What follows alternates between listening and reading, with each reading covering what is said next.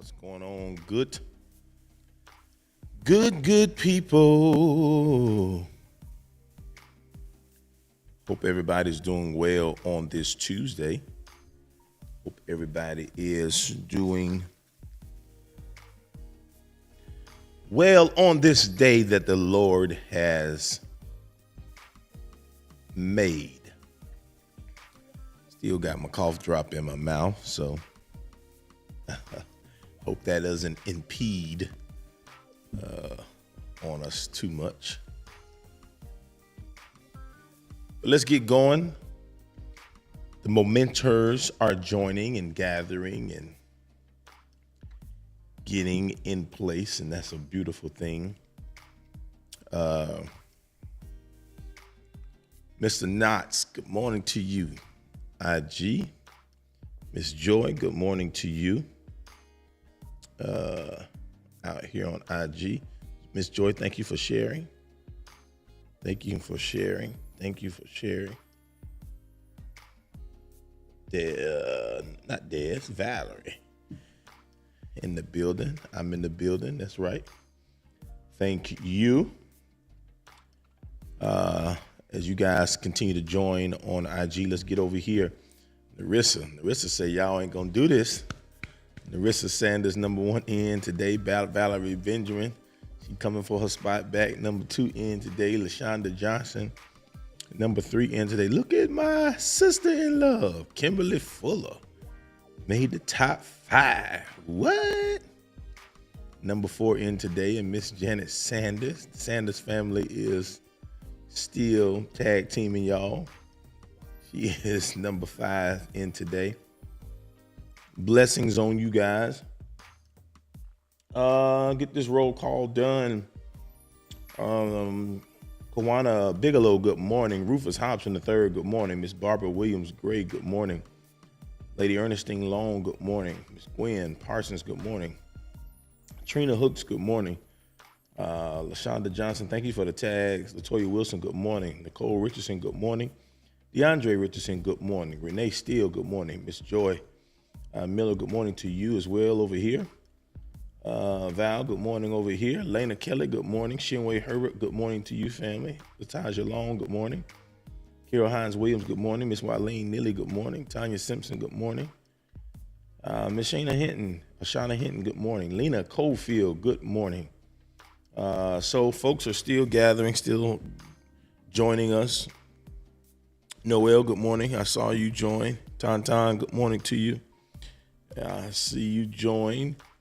Perfect Imperfections Praise, good morning to you. Good morning to you.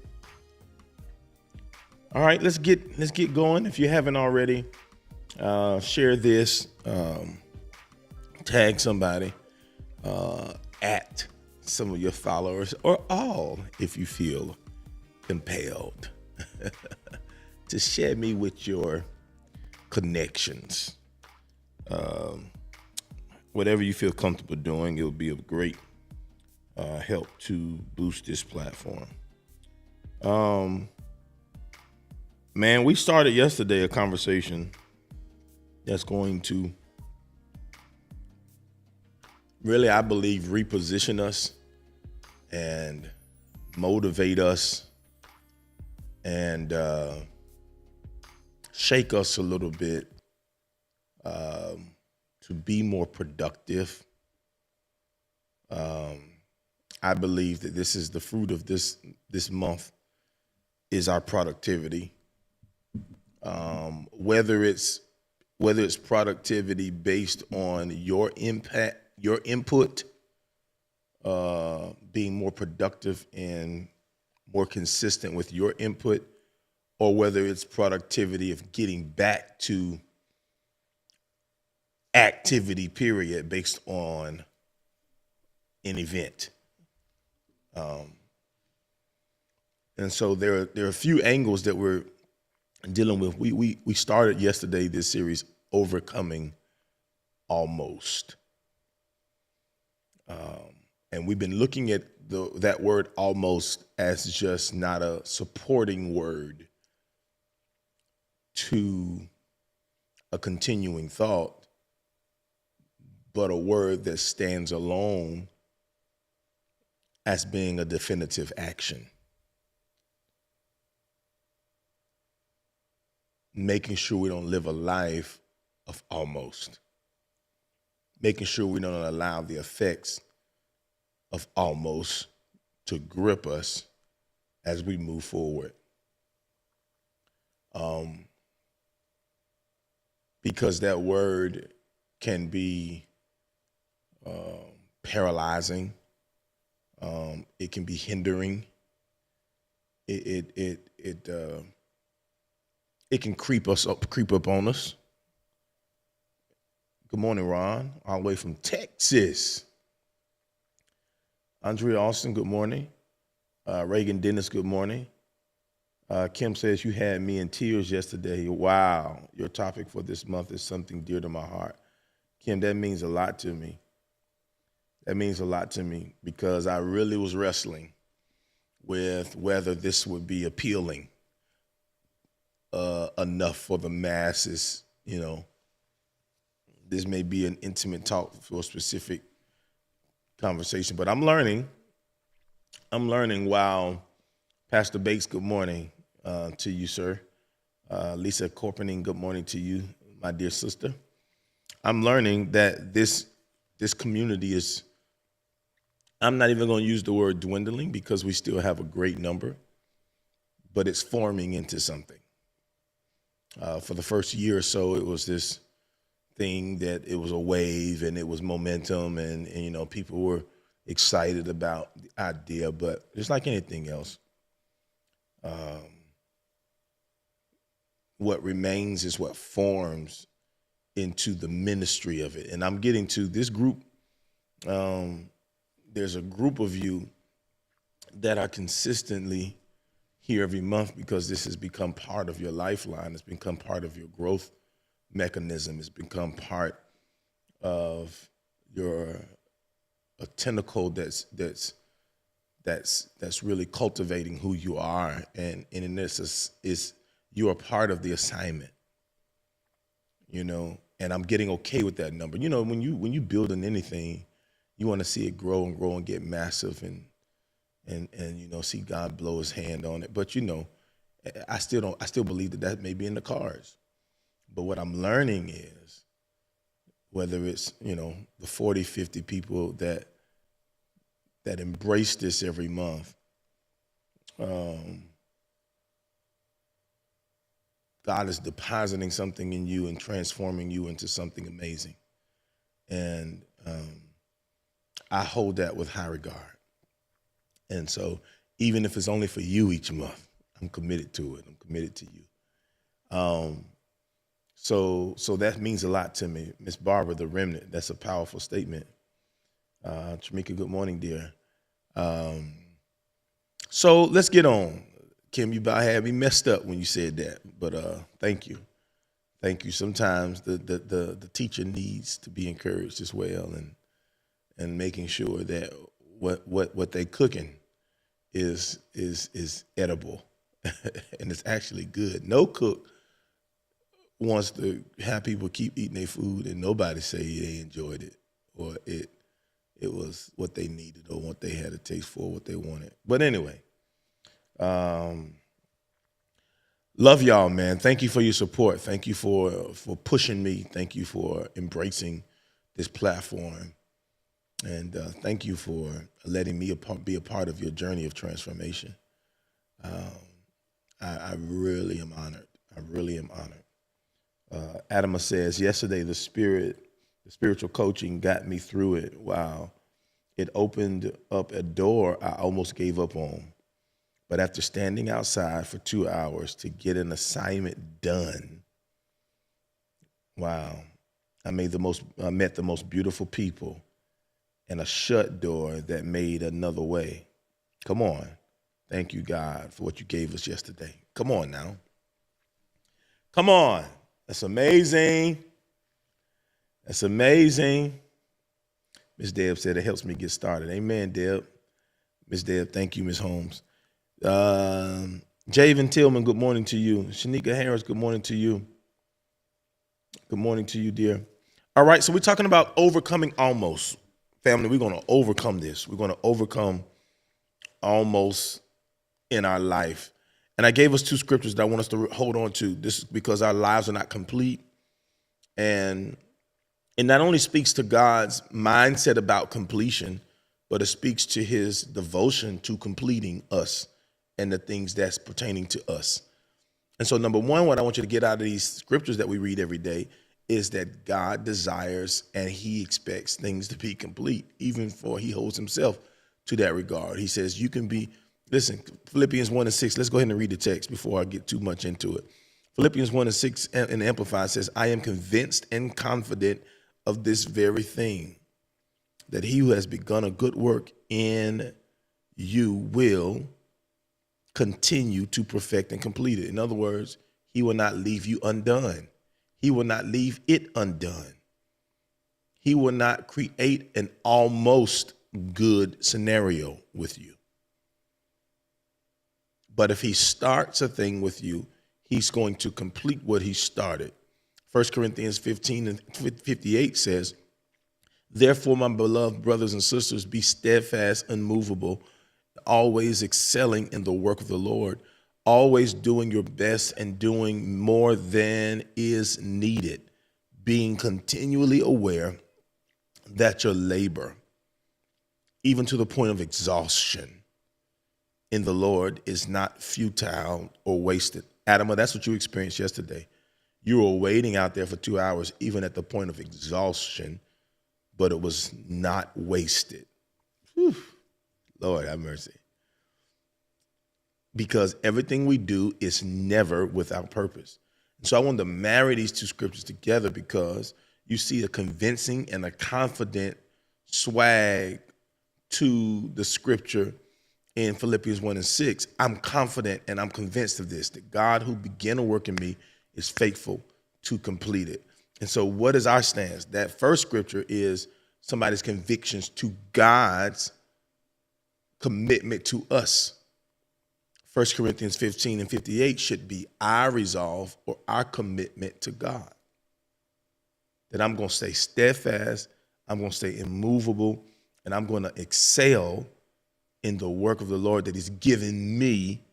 And I'm going to always do my best, no matter the circumstances, no matter the situations, no matter what's been done to me, no matter how I feel about it. I'm going to always do my best. I'm going to always give my best. And matter of fact, I'm going to do what's more than needed so that I can be excellent in what I'm doing. And I'll continually be aware, even if I got to tell myself, even if I got to remind myself, my labor is never in vain. It is never wasted. Moments are never wasted. Encounters are never wasted. Come on, somebody. Situations of our life is never wasted. And I want to snatch back the depressing thoughts that you've wasted 10, 15, 20 years of your life on something that did not work. The devil is a lie.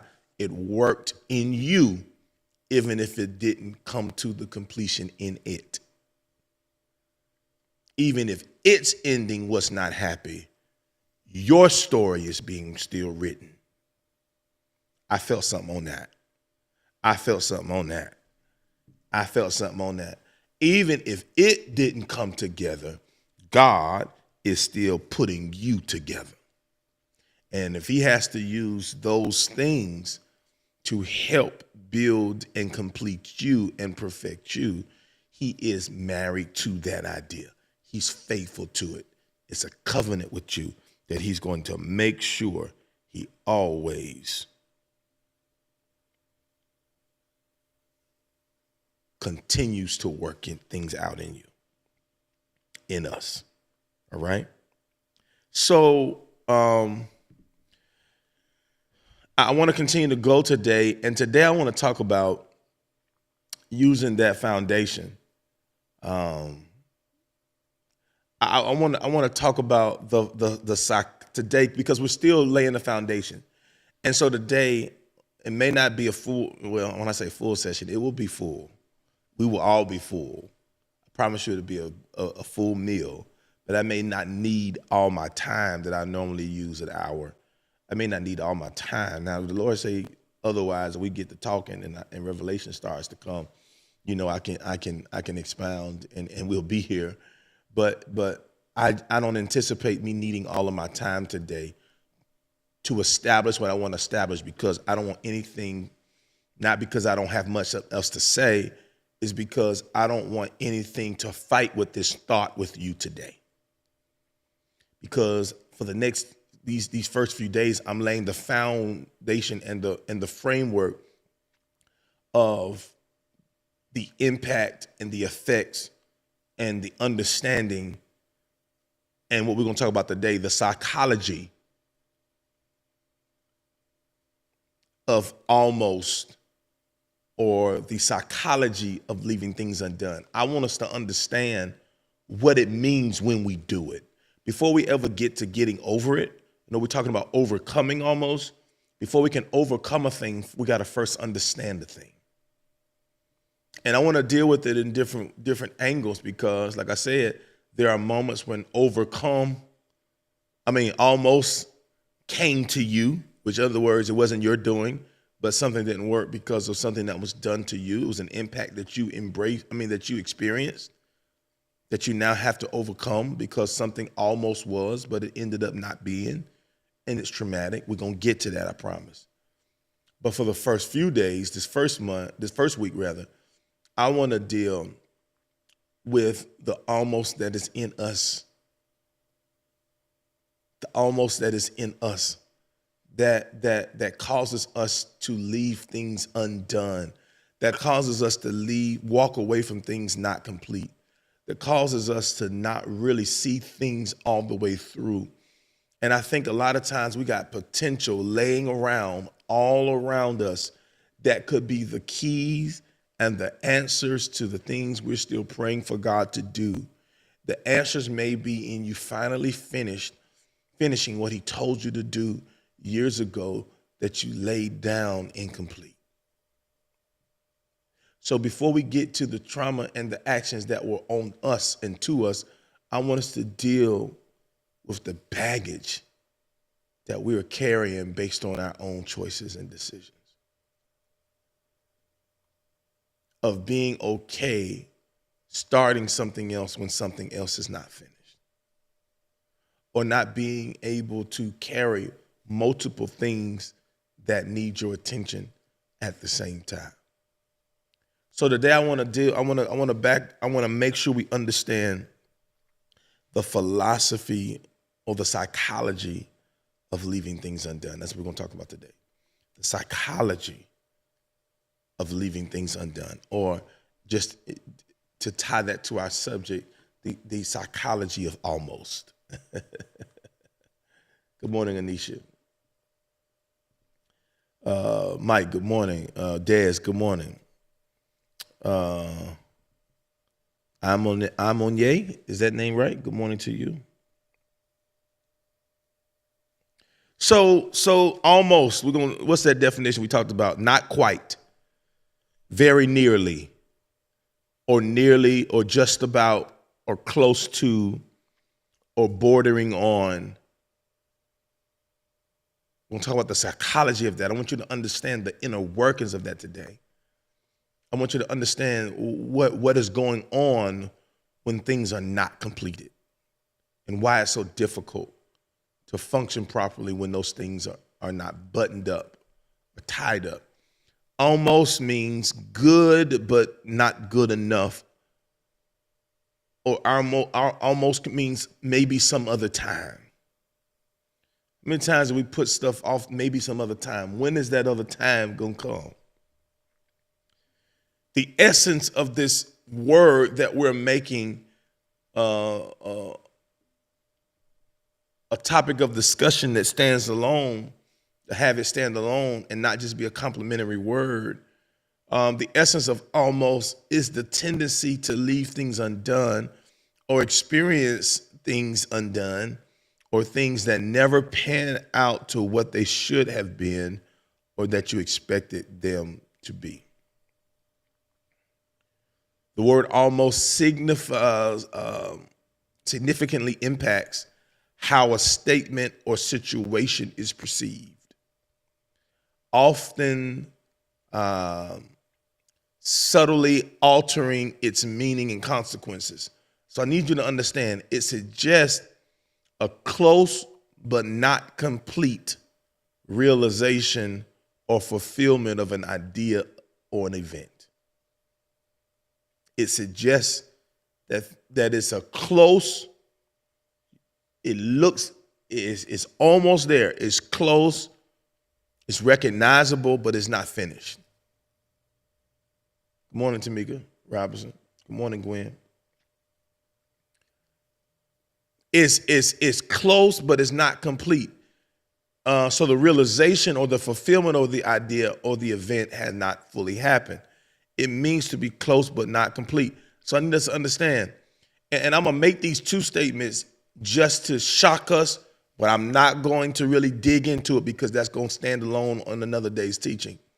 But I need you to understand results. Some of you need to teach, some of you need to write this down and wait for me to teach it later, because I promise you I'm not going in that direction, because that could pull me to a whole nother angle that I don't want to work with today. I'm trying to deal with the philosophy. But I got to make these statements so that we can have, I want this to have a jolt to your soul. I want you to understand this. Results don't come from incomplete. Results don't come from incomplete.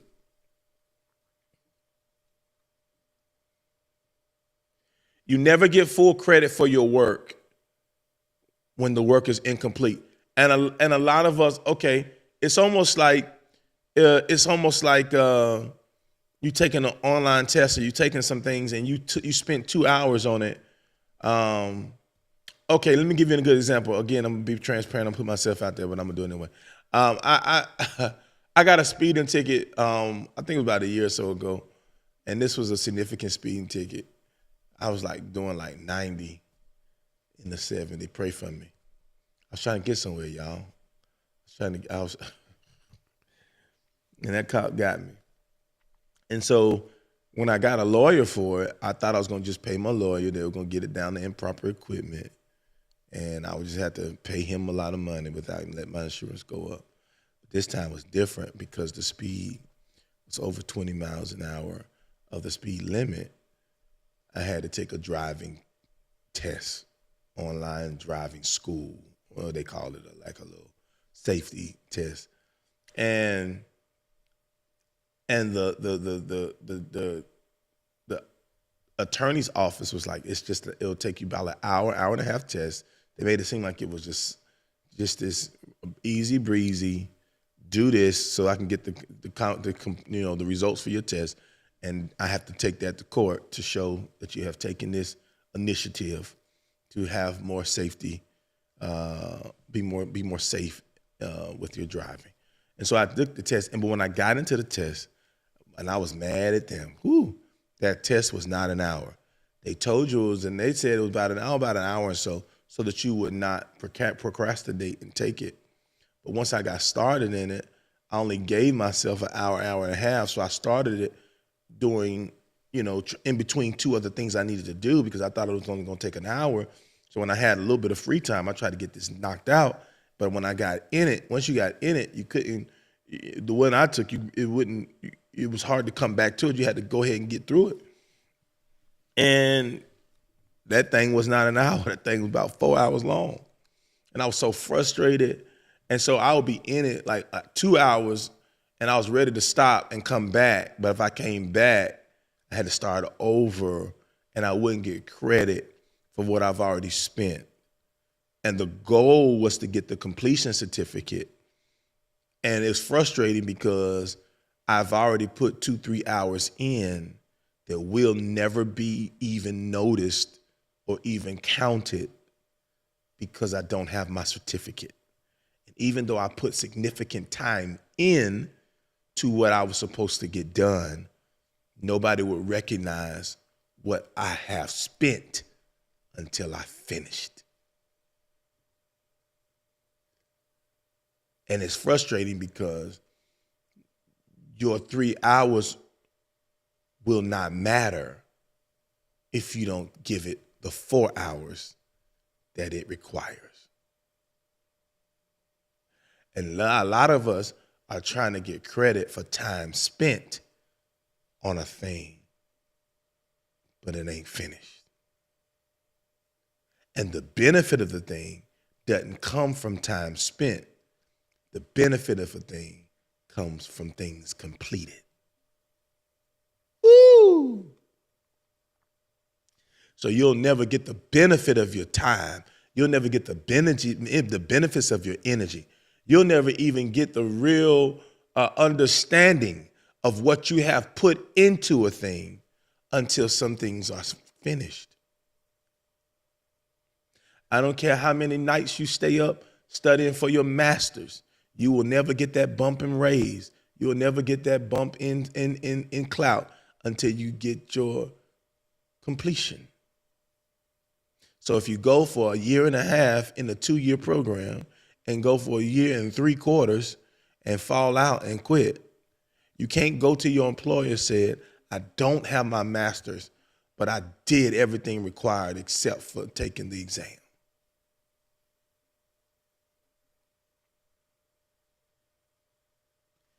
Results don't come from incomplete.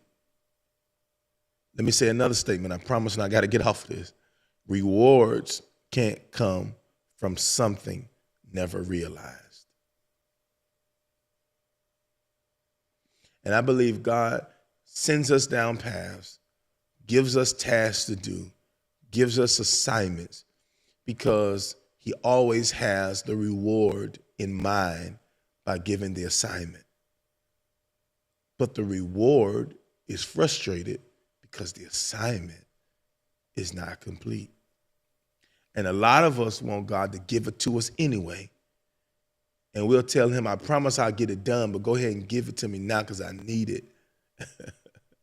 And let me finish it later on the back end. Woo! Lord have mercy. Time almost don't count. And that almost don't count, don't sound good, because almost took a lot out of me. Almost took effort. Almost took thinking. Almost took energy. Almost took a lot of my time. But almost still don't count.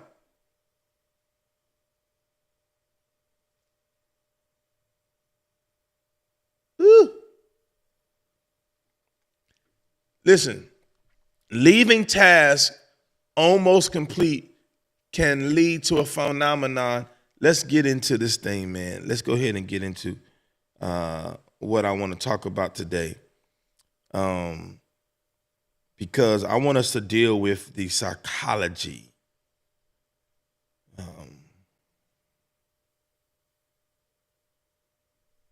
The psychology of this thing. Okay?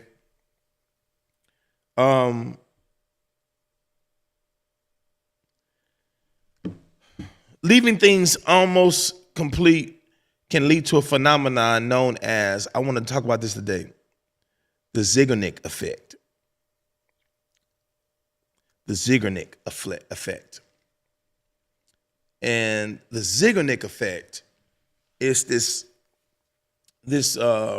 researcher, this physician, I think it was 1929. Her and her colleague were sitting at a restaurant at a table, and she noticed, her name was Bluma Zeigarnik, who came up with this Zeigarnik effect, which is now a renowned philosophy that a lot of entertainment, a lot of businesses, a lot of marketing strategies, social media strategies. We'll get into like that in a minute. A lot of online forms, online strategies. They use this Zeigarnik effect. So what is the effect? She came up with this theory from almost 100 years ago. Her and her colleague was sitting at a table, and she noticed that the waiter remembered all of the orders without writing anything down. And talking to them later, they remember the orders until the orders have been complete. And to just to shorten up the study, what they found out that once the orders were as long as the orders were incomplete and the customers have not yet been served, the mind was able to retain what needed to be finished. But once the orders had been complete and the customers had been served and the customers left, it's hard for those waitresses or waiters to even remember the customer they served, not alone what they had. So if they came at the next day, they wouldn't even be able to tell you what you ordered, even though they were able in the moment to remember 20, 30 orders at a time from different tables, because those orders have not yet been complete. So the mind was able to hold on to the information. This Zeigarnik effect suggests that unfinished or incomplete tasks are remembered better in our brains than completed ones. And this effect potentially leads to intrusive thoughts and rumination. And rumination, the word rumination just means a deep or considered thought about something. It leads to our mind being consumed with things that we have not yet finished. And that leads to a persistent feeling of a task lingering in our minds.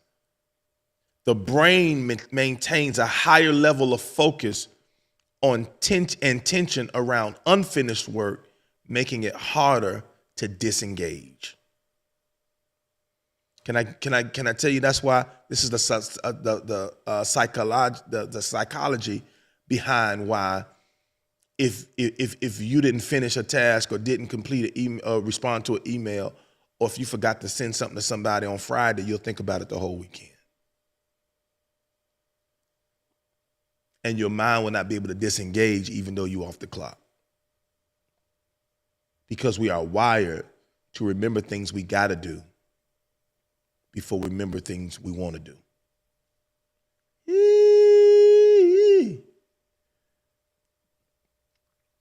This effect, this Zeigarnik effect, y'all can look it up. It's a real thing. The psychology of this thing, it comes with significant psychological impacts. And I want us to talk about these psychological impacts because it's things that we have been experiencing.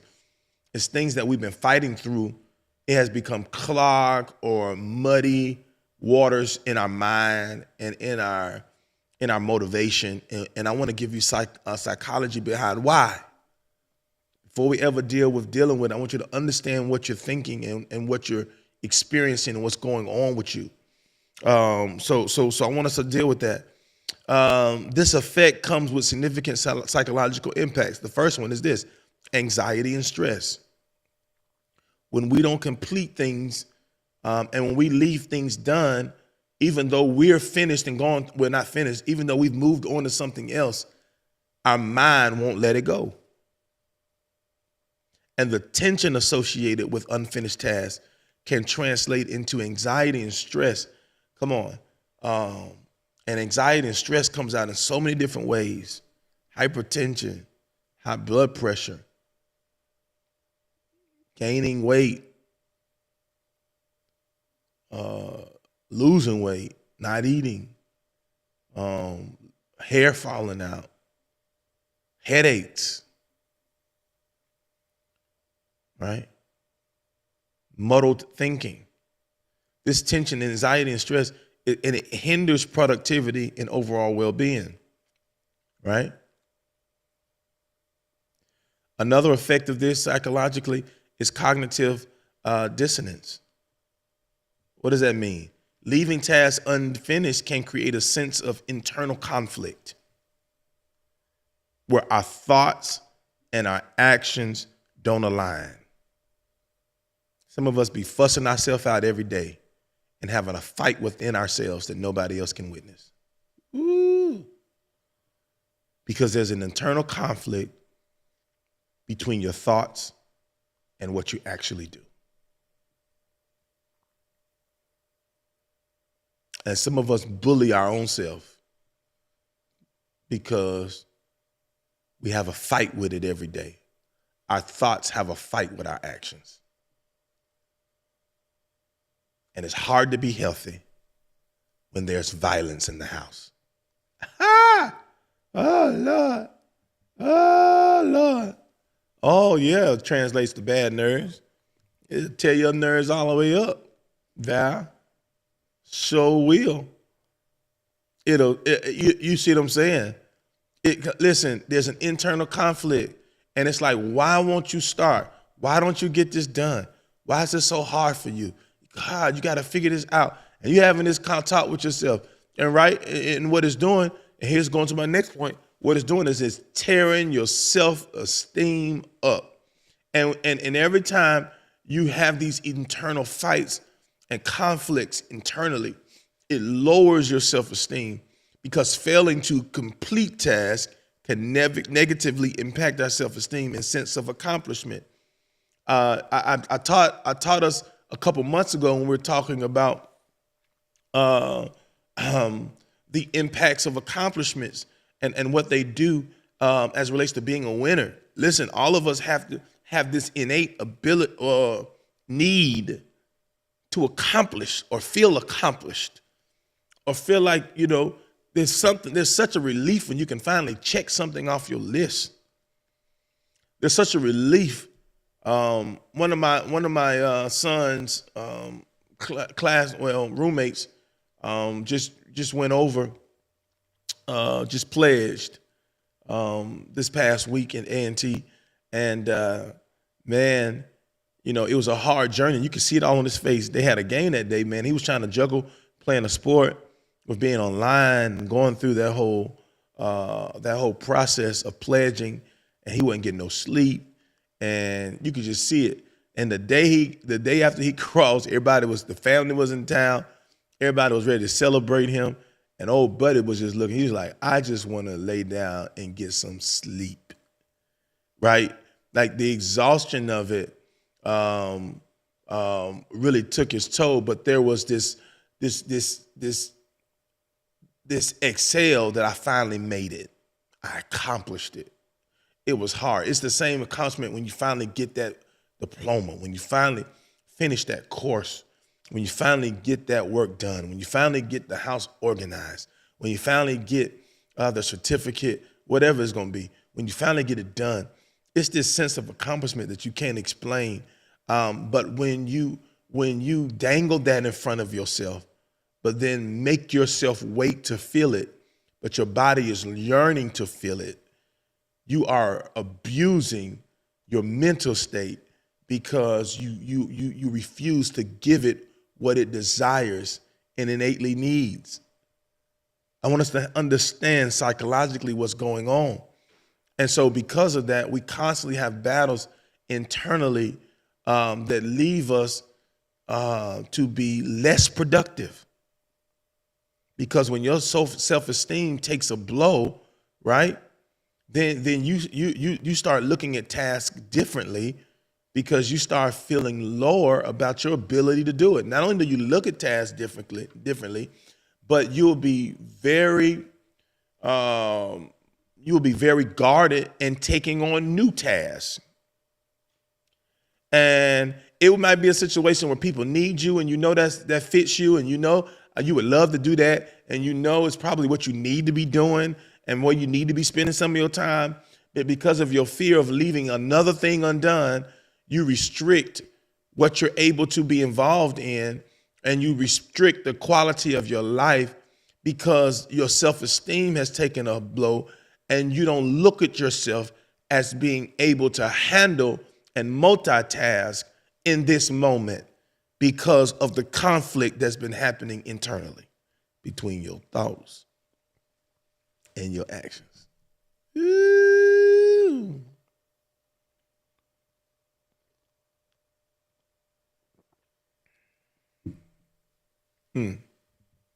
Battlefield of the mind time, that's right.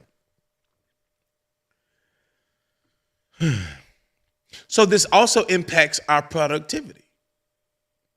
It can't help but impact our productivity. So your productivity is impacted not because you don't have the ability, not because you're not assigned to it, not because you're not gifted to it, but we have not yet organized tasks in such a way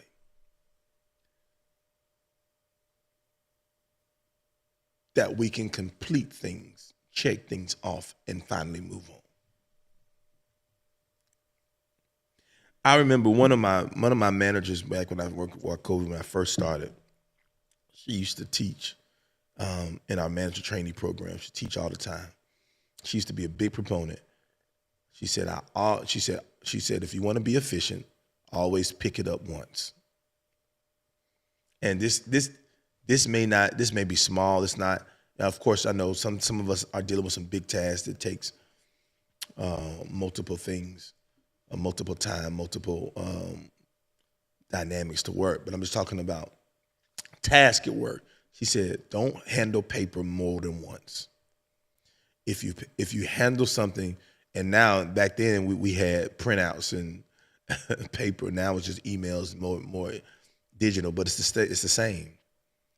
If I read an email or read a text about something somebody was requesting me to do, if I read it when there is an action required, and I close the text and move on, saying to myself, I'll go back and look at that text later and finish and give them what they asked me for, chances are I'll forget and it'll take me a week to get back to it, which now I've messed up their not their anticipation, but their expectation of me. I've probably, looked unorganized, haven't been accountable, not because I didn't have a desire to do it, but I picked it up, put it down, and didn't have the time or the cognizance to go back to it. And she was teaching us that when you get it, handle it, so that when you lay it down, you don't need to pick it back up. And that can be for anything. It don't have to be an assignment. When you get that principle, if you're going after something, go after it and do it, because chances are, if you start it, I remember saying to one of my nephews years ago, I'm gonna go back to school. I was like, bro, if you stop, you ain't gonna coming back. It's gonna be hard to come back, because it's hard to pick up something when you lay it down. Life gets in the way and we start doing other things and we never get back to what we should have finished in the beginning. I want you to think about that. It may not have been a piece of paper, it may not have been an email, but what have you picked up and laid down and haven't found your way yet back to pick it back up?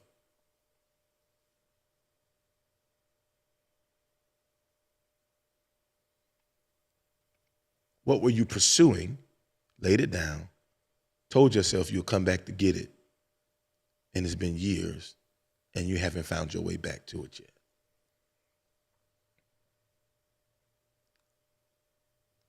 This impacts our productivity. It feeds. And see, all of us have procrastination in us. But when we leave stuff undone, it's like seed, not like seed, it's like fertilizer to our procrastination. See, just because we have the seed of procrastination in us, we don't have to feed it. We don't have to nurture it. We don't have to grow it. We don't have to make that thing become a big tree. And some of us are just feeding it, and we're giving it nutrients, and giving it fertilizer. Because procrastination is the fear of failure or the perceived difficulty of completing a task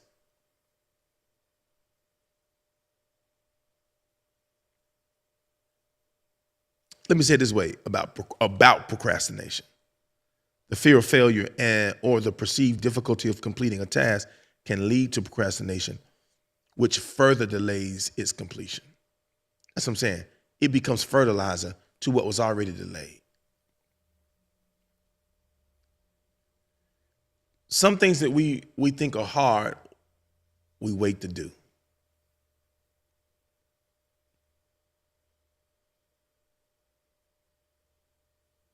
And most times, the biggest rewards is found in finishing the hard. And the reason why you're rewarded big is because it was hard. If it was easy, everybody would be doing it.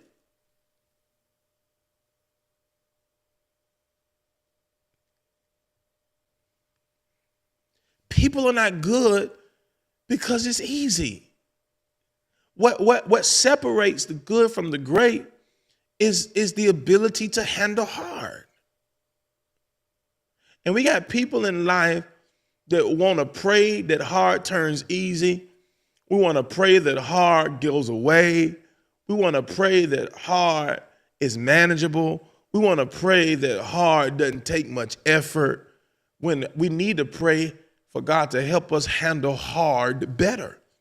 Because the only way that you're going to be valuable and stand out is that when hard makes everybody nervous, there's somebody, come on somebody, that can navigate through hard.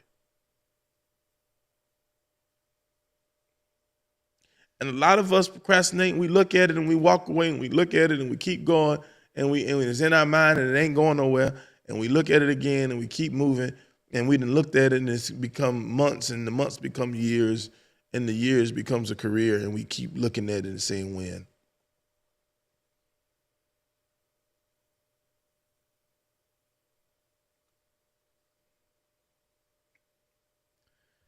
It impacts our productivity. Why? Through procrastination. That's one we just talked about. The next one, reduced focus. The constant reminder of unfinished tasks can make it difficult to focus on other activities, affecting productivity.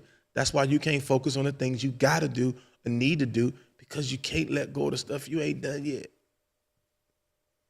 And your focus is off, and it's hard for you to focus on the stuff that's in front of you, because you're still full of the things that you still need to get done.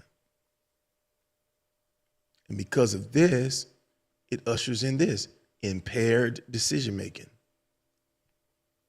I've been talking about this a little bit, but I'm just giving it a topic. Impaired decision-making. Some of us make decisions not on what's best for us, but what we feel we have the capacity or want to do in that moment. It's impaired. It's impaired by our unfinished task. You would be perfect for it, but your decision about it has been impaired. Because stress and anxiety associated with unfinished tasks can cloud judgment and hinder effective decision making.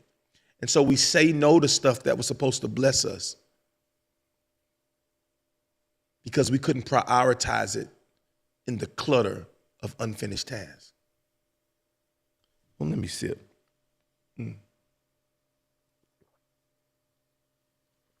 Oh, my goodness gracious. Oh, my Lord.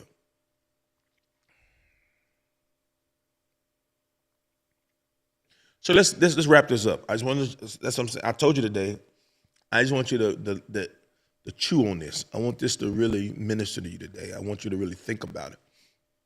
Take what I've said about the psychology of what's going on, and I wanted to minister to you. I want the Holy Spirit to minister to you. I want you to look at your life, look at where you are, me included.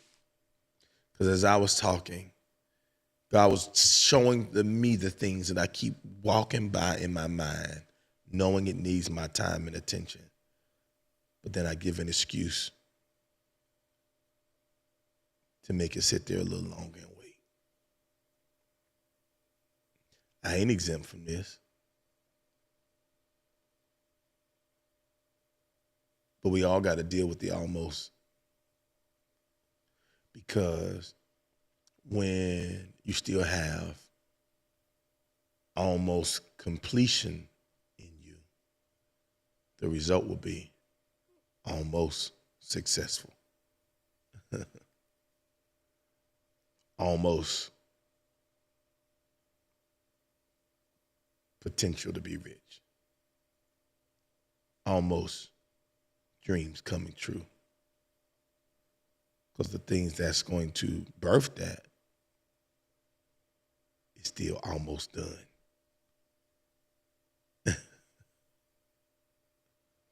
So here's our takeaways from understanding this psychology behind incomplete tasks. These are the 4 things I want you to take away from this today. Number 1, incomplete task consumes, that's a typo, I got must, but it should be most. Incomplete task consumes most of our brain power. That's why you wonder why it's hard for you to think about new things, new ideas, new opportunities, new possibilities. That's why you're saying your creative juices are not the same. What's going on? I can't come up with new ideas or creating, I got a brain fog. It's because incomplete task consumes most of our brain power. Number 2, when incomplete task consumes our brain power, there is little room to think on anything effectively as it relates to new opportunities. And because of this, chances are we stay stuck where we are, stuck in jobs, stuck on levels, stuck in routines, stuck in stale relationships.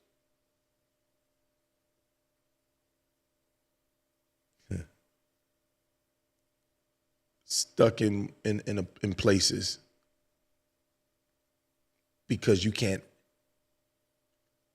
handle even the thought of anything else. Because your brain power is being consumed with what's incomplete. So here's what I'm hoping today will happen for us. When we know better, we do better. Today, I hope the psychology of it gave you some insight to know better about what's going on with you, what's going on with us, so that we can make the steps to do better. Right?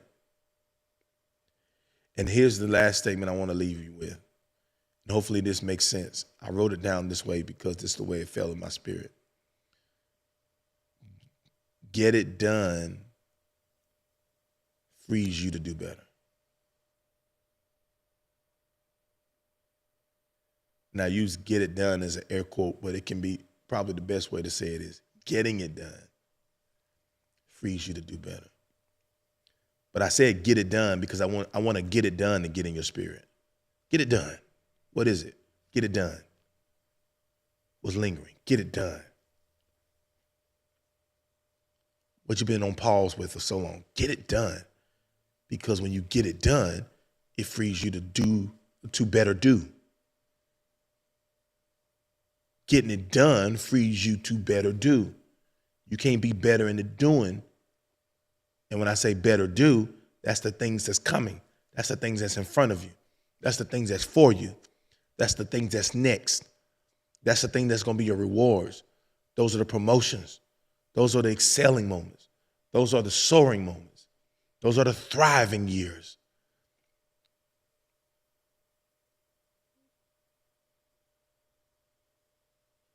Better is waiting on done. Woo! Better is waiting on done. We waiting on better, but better is waiting on done. We trying to skip over done to get the better, but better requires done.